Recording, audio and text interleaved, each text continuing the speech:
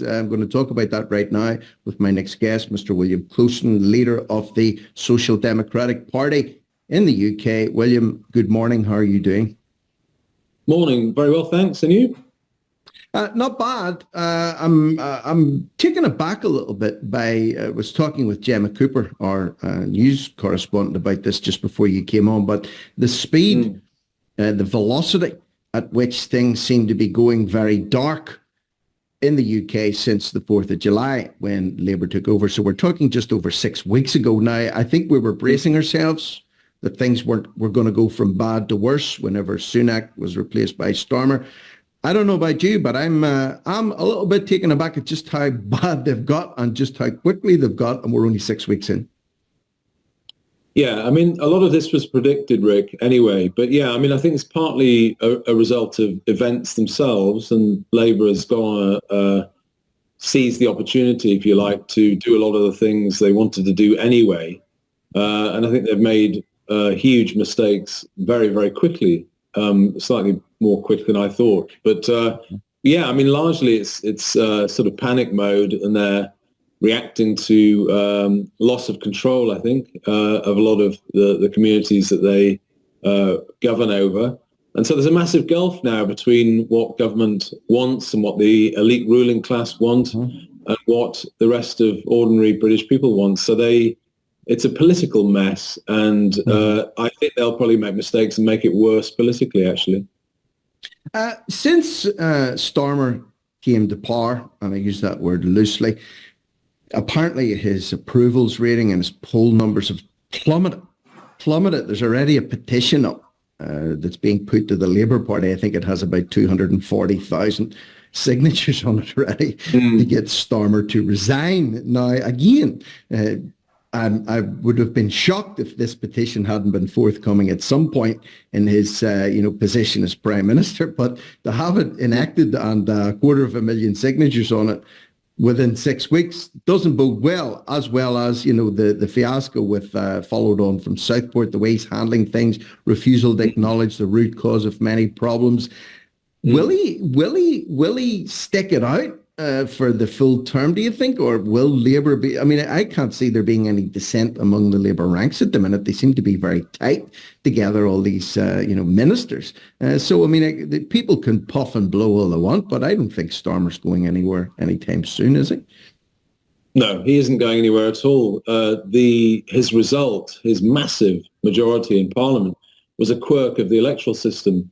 And the British public really wanted to punish the Tories. That was, honestly, in the 6 weeks that we did in the campaign, you speak to members of the public, they weren't very interested in Starmer, really. They used Labour as a tool. That's the way it works in the two-party system.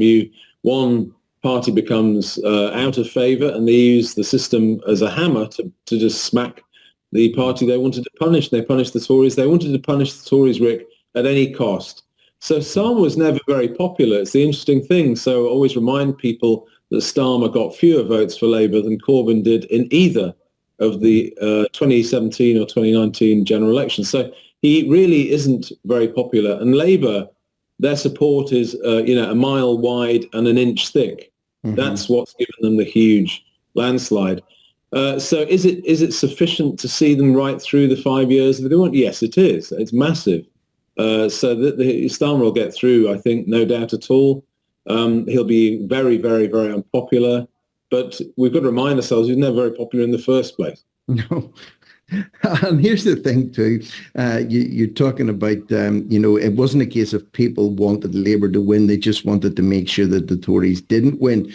And there's a term used in retail called buyer's remorse. Sometimes people make big purchases and then they get home, maybe a big Mercedes, they've got a lot of money in the bank, and then they look at it every day and go, what the hell was I thinking about? I just wanted to splurge some money. That didn't make any sense. Do you think there could be a little bit of voters' remorse setting in right now, that the cost of punishing the Tories is actually much worse and much higher than they anticipated with this new regime that we have under Labour?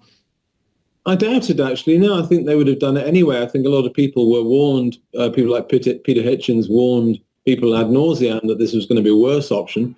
But actually, I was on I was largely in favour of the Tories being flushed. I think it would be unconscionable. There's so many broken promises on immigration and things like that, and on the economy, just ignored. Levelling up was just a slogan. Didn't put any resources into that. The Rwanda scheme was a publicity stunt and a joke, and they presided over legal migration, which just boomed. So the Tories it was essential they were given a lesson, and I'm in favour of voting reform. I think they will only get a parliament that remotely looks like British public opinion if you get voting reform, and that's why we're strongly in favour of it, to put some people in parliament that actually share our views, maybe. But within this awful system we've got, Labour was the option, and that's what people used. But it will get worse. As I say, I think events have largely led to it, but you look at all the Labour's instincts, Rick, were always to crack down people they didn't approve of. And I think the most dangerous thing, you talked in the previous question about causes, the Labour aren't dealing with looking at any of the serious causes of the problems we face. Their instinct is to try and crack down on people they don't agree with. So, the proposals to crack down on Islamophobia, the proposals that Cooper introduced a couple of days ago about misogyny. Now, we're against misogyny. I think in the West we should be proud of women's rights and what we've achieved. But you don't. Her instinct is to forget about the causes. She would never, in relation to this, she would never talk about family breakdown. She wouldn't link it to that. Whereas, in fact, what lads need, what young men need, is strong, decent role models in the family, and that's father and grandfather. And unfortunately, that's changed. So a lot of the causes, a lot of the lashing out you'll see from Labour on speech itself is just downstream of much broader causes, problems we have in society, which they probably won't talk about. Yeah, the crackdowns is something that I did want to talk to you about as well this morning. There was a few things that Cooper was banding about over the weekend that certainly are causing a lot of people concern what our proposals are. We'll take a quick headline break, and when we come back at the other side, let's look at Yvette Cooper vows to crack down on the promotion of, quote, hateful beliefs, unquote, and that's a very vague description of what might be rattling around in her head, but we'll try and focus in on that when we come back here on TNT, today's News Talk. Okay, William, this is a story that came out over the weekend. I'm sure you're familiar with it. The Home Secretary, Yvette Cooper, has vowed, she's vowed, I think one of the only promises a politician you can guarantee will keep is one that involves cracking down on people to give them more control. So when she vows she's going to do this, I think we should take her very seriously on it. Crack down on people pushing harmful and hateful beliefs, including extreme misogyny, as she announced a new approach to fighting extremism. So it's all about new approaches and different ways to tackle these problems. The review will assess the ideological spectrum and is intended to address gaps in the current system that leave the country exposed to hateful or harmful activity that promotes violence or undermines democracy. So that's misogyny is mentioned there, extreme misogyny, but everything else falls into this category of things that may cause violent disorder or undermine democracy. Obviously, she's leaving that open to add pretty much whatever she wants in there, but is she really going to go after the misogyny thing as a priority, do you think? Oh, I think she probably will. I mean, as I say, I think it's a serious issue. If you speak to young women, particularly in the big cities, there was an interesting trigonometry interview with Alex Phillips the other day, and she's talking about how much abuse and threatening behaviour women get, particularly when they're on their own. British cities, it's a problem. But I'm not sure Yvette Cooper is being honest about the causes. I mentioned in all the news the problem of family breakdown, which I believe is a fundamental cause of this. The reason that young men look towards people like Andrew Tate is because perhaps they haven't got their own father in the house or grandfather or wider male role models that are decent. Maybe that's the problem, and they want to look at that.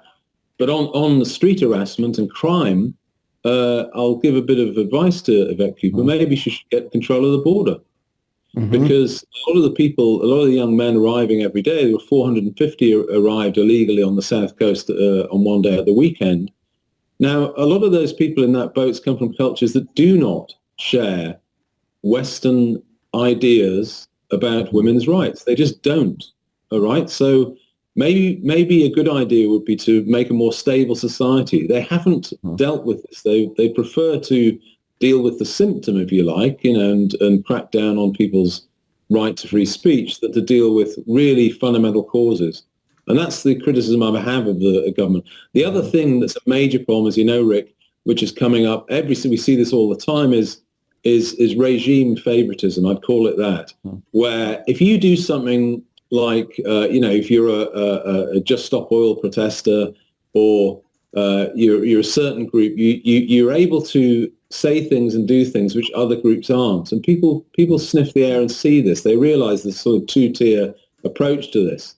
And there have been lots of cases in the courts that sort of prove it. Two-tier policing, two-tier justice. Now, here's the problem that we face at the minute, maybe both you and I, okay, in our own respective fields. So I'm 100% against cracking down on violence towards women. Violence towards anybody, period, needs to come down, but especially among vulnerable women. They're out on their own, they feel threatened, they're being attacked, one thing and another. I'm 100% for that. Now, when you start to address, like you have and I have, some of the root causes to that problem are, the problem is the same government that wants to crack down on misogyny will then, if you bring up the subject and you're behind them, that's great. But if you say, now, we need to control those borders of ours because there are people flooding into the country from different cultures, and hang on a minute, William, we can't have that. That's racist, that's xenophobic, that's extremism.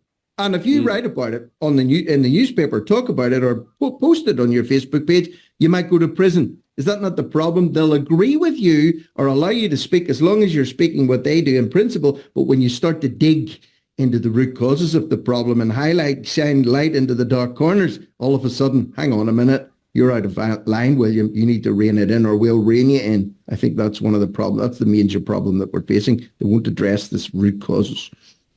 I think you're right. No, I'm very concerned about it. And, a lot of us worry that a lot of the ideas, the fundamental wellspring comes from the universities and the sort of woke approach to politics that all of the ruling class have imbibed. And a lot of us have said for many years that actually there could come a time where just objecting to mass immigration and the complete demographic change that we face, just observing that and saying, I don't think that's a terribly good idea, will be considered extreme. In fact, it's not. I mean, the point I always make, and I always try and, remind people of this, that 66% of our fellow citizens think mass immigration far, far too high, and they want it reduced. So actually, but that's the problem with a ruling class that's out of touch with ordinary people, because all we're doing is saying what most people believe. The ruling class get upset about it and call it extreme. In fact, no, we're not extreme. They are extreme. Yeah. And just in closing in this one too, there was a case last week. I don't have the exact details of it, but I'll be able to find it. But there was a case last week where a guy was collared for running a Twitter or X account, stirring up racial hatred. He pleaded guilty to that. But one of the other things that he was charged with, at least when the report came out, was it was stirring up racial hatred online and anti-establishment rhetoric.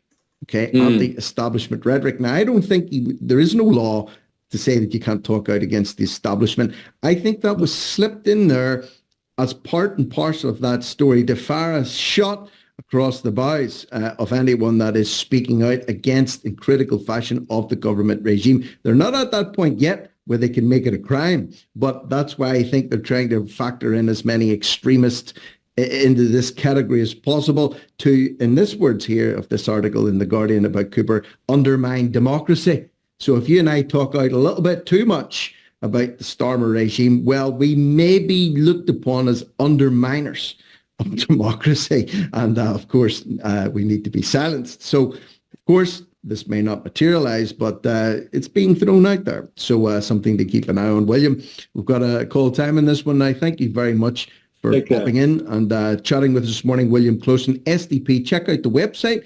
SDP, Social Democratic Party, sdp.org.uk. Get on there and see what they're all about. And thank you again for your time, William. I really appreciate it this morning. Pleasure always. Thank you, Rick. Thank you, my friend. So we've got to take a break right now. And